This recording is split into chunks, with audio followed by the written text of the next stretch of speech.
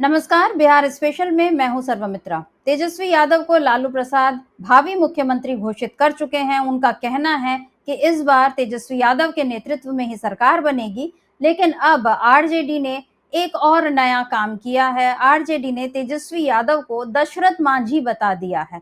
जी हाँ, वही दशरथ मांझी जिनको माउंटेन मैन के नाम से जानते हैं सब लोग। उनके ऊपर पिक्चर भी बनी है और अब उनके बेटे भगीरथ मांझी वो शामिल हो चुके हैं कांग्रेस में। और माना जा रहा है कि कांग्रेस उनको इस बार विधानसभा चुनाव में उतारेगी भी। और इस तरह मांझी वोट यानी जो एक दलित और अति पिछड़े वोट जो हैं वो कांग्रेस की तरफ शिफ्ट होते हुए दिखाई दे रहे हैं।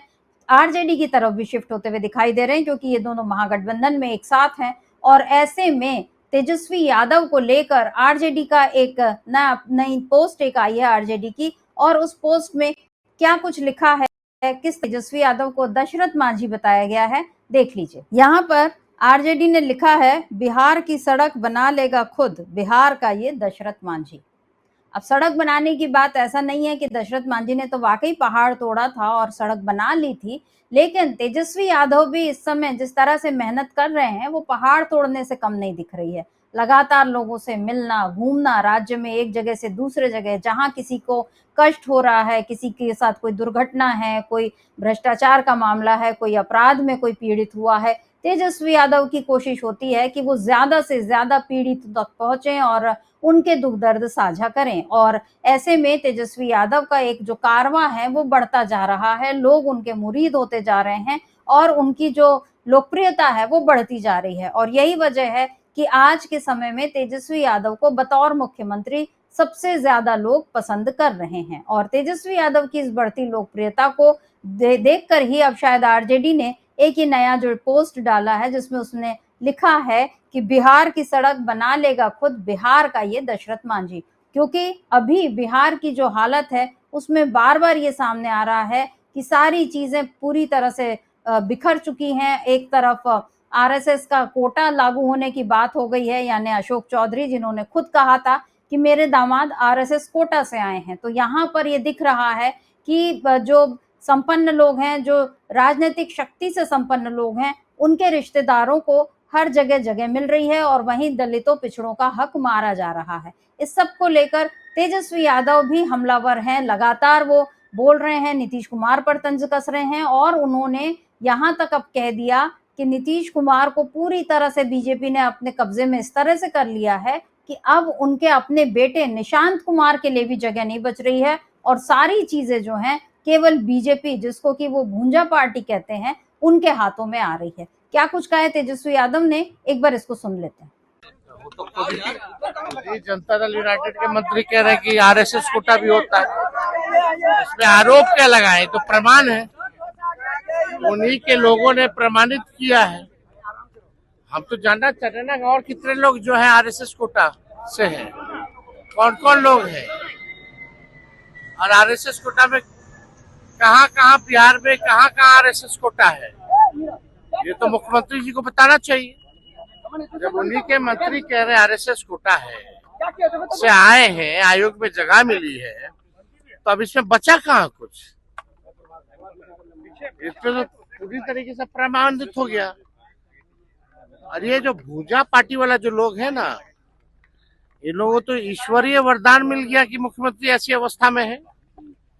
संजय झा अपने बच्चे लोग को फिक्स कर दिया, अशोक चौधरी अपना बच्चा लोग को फिक्स कर दिया, दीपक जी अपने बीवी को फिक्स कर दिए। निशांत कुमार आना चाहते हैं राजनीति में, निशांत कुमार को यही भूजा पार्टी वाले लोग असहज महसूस करते हैं और साजिश के चलते निशांत को नहीं आने देना चाहते हैं।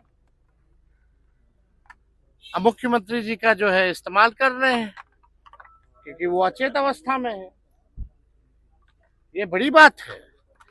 यही भूजा पार्टी वाला लोग अपने रिश्तेदारों को, जमाइयों को, सबको सेट कर दिया।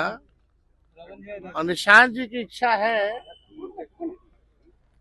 मुख्यमंत्री जी की इच्छा है, तो ये भूजा पार्टी वाले लोग षड्यंत्र के तहत, साजिश के तहत इनको राजनीति में नहीं आना देना चाहते हैं क्योंकि ये लोग सत्ता का भुख भोग रहे हैं, मलाई खा रहे हैं, रेवड़ी बांट रहे हैं, क्योंकि इनको लगता है कि ईश्वरीय वरदान मिल गया है क्योंकि मुख्यमंत्री अचेत अवस्था में। यही हो रहा है बिहार में। ट्रांसफर पोस्टिंग कैसे क्या हो रहा है, हम तो खाली धैर्य बना करके रखे कि बीजेपी या जनता दल यूनाइटेड के लोग कितना गिरते हैं। एक बार पूरी तरीके से गिर जाने दीजिए, बोल लेने दीजिए उन लोगों को जितना हम लोगों को गाली देना है। उसके बाद एक एक लोगों का चिट्ठा हम रखे हैं, जनता के सामने हम पेश करेंगे। तो यहाँ पर तेजस्वी यादव ने साफ साफ कहा है कि हर किसी का अपना एक कोटा है और हर किसी को मिल रहा है, सब अपने अपने रिश्तेदारों को फिट कर रहे हैं। लेकिन निशांत कुमार, जिनके राजनीति में आने की बार बार चर्चा होती है और जेडीयू के बहुत सारे लोग भी इस बात को बोल चुके हैं कि अब निशांत कुमार को आगे आना चाहिए, और बीच बीच में जिस तरह से निशांत कुमार खुद प्रेस के सामने आए या उन्होंने अपने बयान दिए, अपने पिता को फिर से जिताने की बात की, और यहाँ तक कि एनडीए से उन्होंने कह दिया कि आप मेरे पिता को फिर से सीएम का चेहरा घोषित करें। बहुत निशांत कुमार इस तरह से आते नहीं है पब्लिकली, लेकिन अब जबकि वो आ रहे हैं तो ये माना जा रहा है कि वो जनता के सेंटिमेंट्स को देखते हुए ही आना चाह रहे हैं, और जब वो आएंगे तो जाहिर है जेडीयू में उत्साह बढ़ेगा और नीतीश कुमार का भी एक हाथ मजबूत होगा। लेकिन बीजेपी शायद ये नहीं चाहती, और यही बात तेजस्वी यादव यहाँ कह रहे हैं कि चलिए अपने अपने किसी ने अपने दामादों को सेट कर लिया, किसी ने अपनी बेटियों को सेट कर लिया, किसी ने अपनी पत्नी को सेट कर लिया, लेकिन जहां बात आई निशांत कुमार की तो उनको कोई आने नहीं दे रहा है, असहज हो जाते हैं बीजेपी के लोग। ये कहा है तेजस्वी यादव ने। तेजस्वी यादव ने एक और ट्वीट किया है जिसमें उन्होंने बीजेपी की जो आरएसएस वाली पोल है वो खोली है। क्या कुछ लिखा है तेजस्वी यादव ने, इसको भी देखते हैं। तेजस्वी यादव लिखते हैं, नीतीश कुमार की लगाम आरएसएस बीजेपी के हाथ में है। आरएसएस ही नीतियों और निर्णयों पर नीतीश सरकार चल रही है। आरएसएस की ही नीतियों और निर्णयों पर नीतीश सरकार चल रही है। हमारी इस बात को नीतीश कुमार की किचन कैबिनेट के मंत्री ने सार्वजनिक रूप से स्वीकार कर उस पर मोहर लगा दी है। अब तो सीएमओ में भी आरएसएस कोटा से अधिकारियों का पदस्थापन हो चुका है। दलितों, पिछड़ों, अति पिछड़ों के 65% आरक्षण को रोकना हो, नौकरियों में आरक्षित वर्गों की हकमारी हो, प्रशासन में वंचित वर्गों के अधिकारियों को दरकिनार करना हो, दलित, पिछड़े, अति पिछड़े और मुस्लिम वर्गों के कर्मचारियों और अधिकारियों पर अधिक से अधिक मनगढ़ंत कार्रवाई हो, मुसलमानों पर अत्याचार हो। बिहार में यह सब आरएसएस करवा रही है। मुख्यमंत्री अचेत हैं। भूंजा पार्टी रिटायर्ड अधिकारी की अगुवाई में बिहार को दोनों हाथों और पैरों से लूट रही है।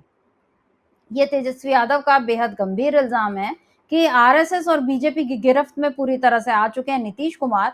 और ये इल्जाम गंभीर तो है लेकिन बेबुनियाद नहीं है, क्योंकि अशोक चौधरी, उनका एक वीडियो काफी वायरल हो रहा है। तेजस्वी यादव ने भी अपने ट्वीट में उस वीडियो को दिखाया है।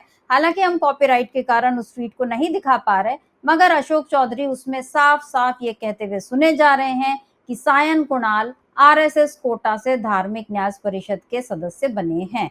अब आरएसएस कोटा, इसका मतलब समझ लीजिए कि आरएसएस बिहार में अपनी पैठ कितनी बढ़ा चुका है, और वो बिहार जहां पर लालू जी ने रथ यात्रा उसको रोक दिया था, आडवाणी जी के रथ को रोक दिया था, राम मंदिर के वक्त जब बाबरी मस्जिद को जब तोड़ा गया, राम मंदिर आंदोलन जब तेज हुआ, उस समय सारे जगहों पर पूरे देश में एक सांप्रदायिक तनाव जब बढ़ गया था, उस वक्त बिहार को संभालने का काम किया था लालू प्रसाद यादव ने। और उसकी सबसे बड़ी मिसाल यही थी कि रथ यात्रा को उन्होंने रोका और किसी भी तरह जो हिंदुत्ववादी शक्तियां हैं उनको नहीं आने दिया बिहार के भीतर। लेकिन नीतीश कुमार जब से सत्ता में आए उसके बाद बिहार के दरवाजे हिंदुत्ववादी ताकतों के लिए भी शायद खुल गए, और अब आरएसएस कोटा वहां पर लागू हो चुका है। इसका मतलब यह है कि बिहार के सत्ता पे, बिहार की सरकार और प्रशासन पर आरएसएस का पूरी तरह से कब्जा होता हुआ दिखाई दे रहा है। ऐसे में अगर तेजस्वी यादव ये कह रहे हैं कि किचन कैबिनेट के मंत्री ने ही सार्वजनिक रूप से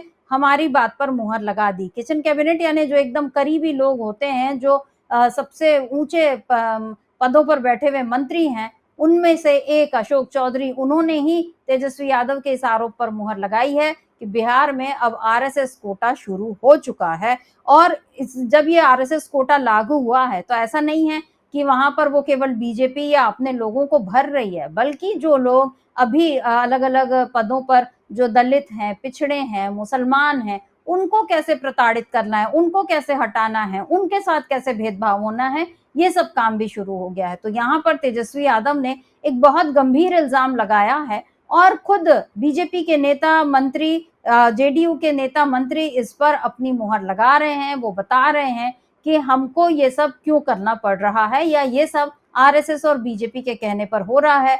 नीतीश कुमार यहाँ पर पूरी तरह से लाचार दिख रहे हैं, यानी बिहार में हालत इस समय पूरी तरह से खराब हो चुकी है और ऐसे में तेजस्वी यादव को माउंटेन मैन, दूसरे माउंटेन मैन यानी दशरथ मांझी की तरह आरजेडी ने जो दिखाया है, ये एक बहुत बड़ा दांव है। यहाँ पर आरजेडी ने दो तरह से एक ये निशाने लगाए हैं। एक तो उसने तेजस्वी यादव का कद उस महान व्यक्ति के तक पहुंचाने की कोशिश की है जिसने अपनी अथक मेहनत से एक पहाड़ को तोड़ दिया, यानी जहां पर कोई सारी उम्मीदें ध्वस्त हो चुकी थी वहां पर दशरथ मांझी ने एक नई सड़क बना दी और वही काम अब तेजस्वी यादव कर रहे हैं। ये बात आरजेडी के ट्वीट से जाहिर होती है कि बिहार में हाल चाहे जितने बुरे हैं, लेकिन जब महागठबंधन की सरकार आएगी तो तेजस्वी यादव नए दशरथ मांझी बनकर कैसे बिहार में एक नई सड़क बनाएंगे जो विकास की तरफ ले जाएगी, जो सामाजिक न्याय की तरफ ले जाएगी, ये सब आरजेडी ने बताया है। और इसी के साथ आरजेडी ने जब दशरथ मांझी का जिक्र किया,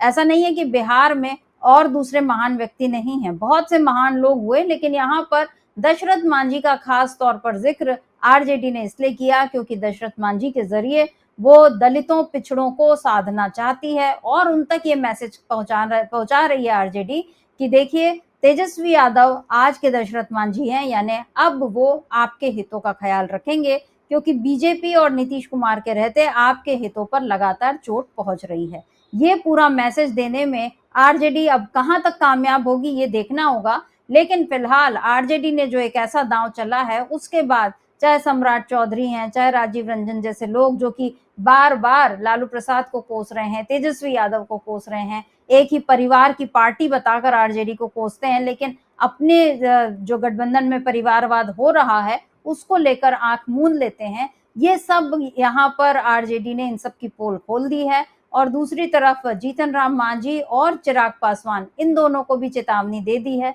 चुनौती भी दे दी है कि देखिए ये जो दलित वोट जिन पर आप अपना हक समझते हैं अब वो हमारी तरफ शिफ्ट हो रहे हैं। तो यहाँ पर आरजेडी ने एक बड़ा खेल किया है और तेजस्वी यादव का बयान, उनका ट्वीट ये सब बता रहा है कि अभी ये लड़ाई आगे और बढ़ने वाली है। अब तेजस्वी यादव किस तरह की सड़क बिहार में बना पाते हैं या बनाने से पहले उनको बीजेपी किसी और तरह से रोकने की कोशिश करती है, ये सारी चीजें देखनी होंगी। फिलहाल एक जो बड़ा पहाड़ बना हुआ है इस समय बीजेपी और नीतीश की सत्ता का, उसको काटने की तैयारी में महागठबंधन है और वो जिस तरह से आगे बढ़ रहा है लग रहा है कि नई सड़क जल्द ही बन जाएगी। तो अभी के लिए बस इतना ही। नमस्कार, मैं सर्वमित्रा।